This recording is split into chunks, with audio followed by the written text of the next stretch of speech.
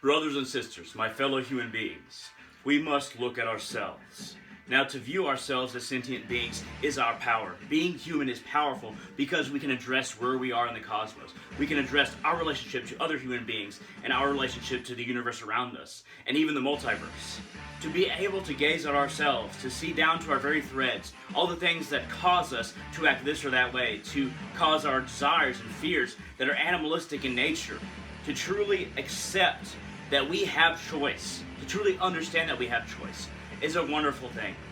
To look at the choices we have in our lives is to be something more than an animal. It is to be something that allows itself to exist in a way of our own choosing. You can take the power of your own choosing and make it your own. You can take all of your actions and gaze upon what they have produced. Gaze upon what has not only caused them, but the effect that they have, and change who you are based on those things being analyzed by your consciousness. The human consciousness is very important because it is far purer than any combination of material and energy that we know of. Material and energy are not conscious to the level that we are. Now, we have the ability to be super conscious, to connect with the divine, to connect with the gods, spirits, and God, instead of just being driven by our instinct. Instead of being driven by our animalistic tendencies, we have the ability to truly address ourselves.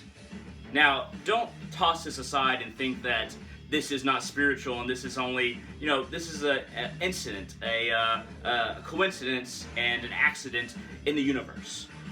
We have the opportunity, based on our spiritual, both, of course, super conscious, but also physical evolution, to go far beyond anything that we've been in the past. Our ancestors have skyrocketed us along our spiritual path by moving towards their own spiritual and physical evolution. So we have to address ourselves. We have to address where we've been, and we can basically decide where we're going to go as a species. But what we have to do first is to analyze our political and religious and spiritual affiliations. Do we want to remain separate as a human race forever? Do we want to be segmented, separated from one another, and not accept other people's beliefs, whether it be political or spiritual or lack thereof? Do we want to exist only as individuals, or can we be united as a single human race and move forward with the knowledge that we can not only change our individual destiny, but our destiny as human beings? If we accept that we can move forward and choose where we go and be united together towards a single goal of spiritual and physical evolution, then the sky's the limit. There is no limit. Our infinite potential will remain infinite. We will not confine ourselves to energy, to material, to what other people tell us we are, or what our ancestors told us we are. We will be unconfined. We will expand and spread our wings into the future as knowledgeable, superconscious beings of light, of ever-expanding light that cannot be stopped by anything. Time itself ultimately becoming irrelevant. Matter, energy, becoming what makes us up, but not what chooses for us. And once we understand this, that's when we start to gaze upon eternity. Now, as human beings, we are also warriors.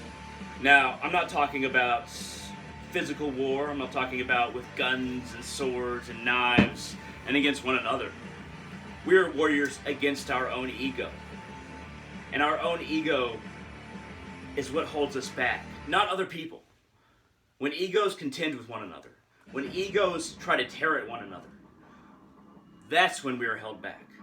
Not because somebody else has a different religion or spiritual belief. It is our own egos that we must fight. Our own egos that we must understand as being part of our animalistic nature, part of our past.